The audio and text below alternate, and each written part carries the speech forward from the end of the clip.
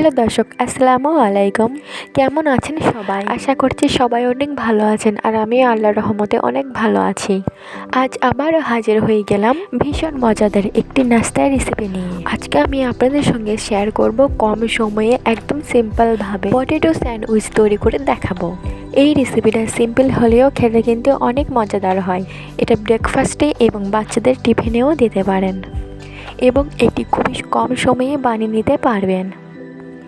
আশা করছি আমার এই নিত্য নতুন রেসিপিটি আপনাদের কাছে অনেকই ভালো লাগবে। চলুন এই রেসিপিটা দেখে নেওয়া যাক। তো এখানে আমি নিয়ে নিয়েছি 6 পিস আলু। এখানে আমি 3টে আলু গ্রেট করে রেখেছি। তো এখানে আরেকটা আলু নিয়ে নিলাম, সেটাও এবার আমি গ্রেট করে দেখাবো।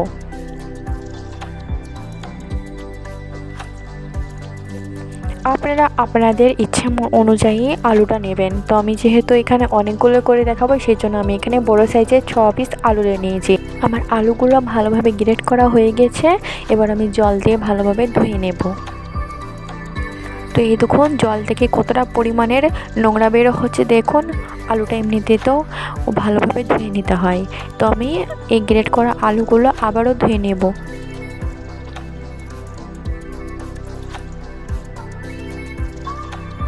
আর আমার এখানে লাগবে পেঁয়াজ কুচি, লঙ্কা কুচি, ধনেপাতা কুচি, আর এখানে লাগবে বেসন।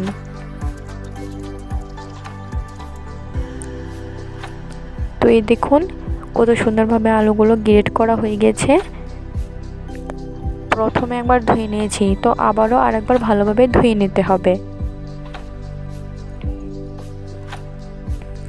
এবার আমি একটা পাত্রে তুলে নেব, দিয়ে মশলাগুলো ভালোভাবে তৈরি করব।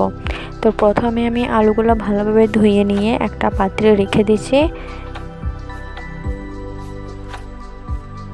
এবার আমি দিয়ে দিচ্ছি কেটে রাখা পেঁয়াজ কুচি, লঙ্কা কুচি, ধনিয়া পাতা কুচি।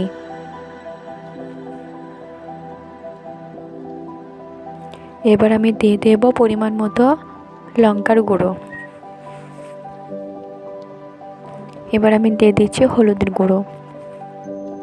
এবার আমি দিয়ে দিলাম জিরে গুঁড়ো, দিয়ে দিলাম স্বাদ মতো লবণ।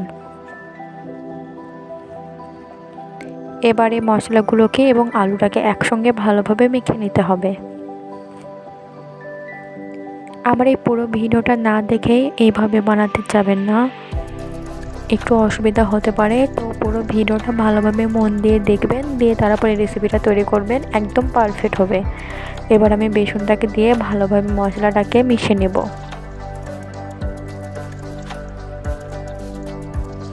একদম কুচলে কুচলে মশলাটাকে মাখাতে হবে, যাতে আলুগুলোর গায়ে ভালোভাবে বেসন এবং মশলাগুলো ভালোভাবে লেগে যায়। তো এই দেখো রেসিপিটা মাখাতে মাখাতে কত সুন্দর একটা কালার চলে আসছে। তোমার মাখানোটা পুরো কমপ্লিট।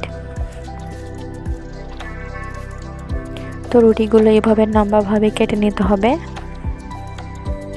তোমরা রুটিগুলো সব কেটে নিয়েছি।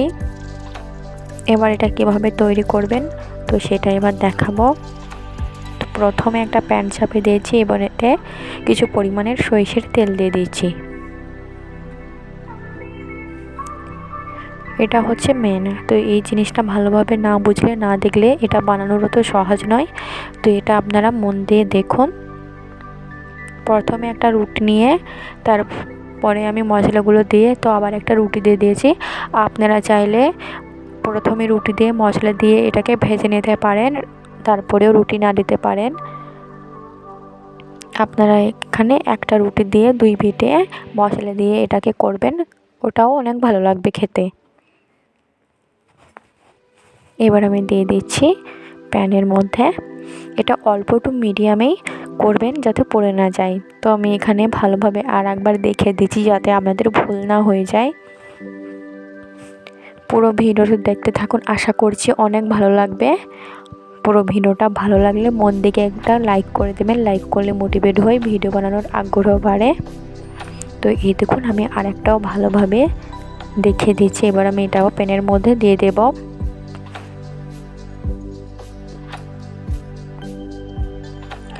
এখানে প্যানের মধ্যে আমি 4টে তৈরি করে দিয়েছি।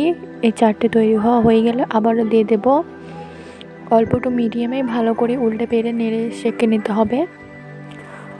তো এটা যখন গোল্ডেন কালার চলে আসবে তো এটাকে ভালোভাবে উল্টে দিতে হবে, উল্টে পাল্টে নেবেন।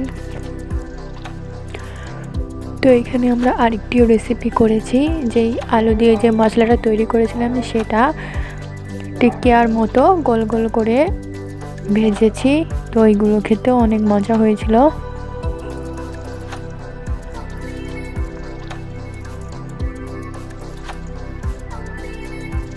তো আজকের এই ভিডিওটা কেমন লাগলো আপনাদের কাছে অবশ্যই কমেন্টে জানাবেন। খুবই সুন্দর পটেটো স্যান্ডউইচ, ক্রিসপি, খুবই সুস্বাদু রেসিপি। আপনারা এটা মেহমান এলে বাড়িতে আপনারা চোখ মুজে এই জিনিসটা তৈরি করে দেবেন, অনেক সুন্দর লাগবে খেতে এবং অনেক প্রশংসা করবে। তো এরকম নিত্য নতুন ভিডিও পেতে আমার চ্যানেলটি অবশ্যই সাবস্ক্রাইব করে আমার পাশে থাকবেন, যাতে করে নেক্সট ডে ভিডিও দিলে আপনাদের কাছে আগে পৌঁছাবে।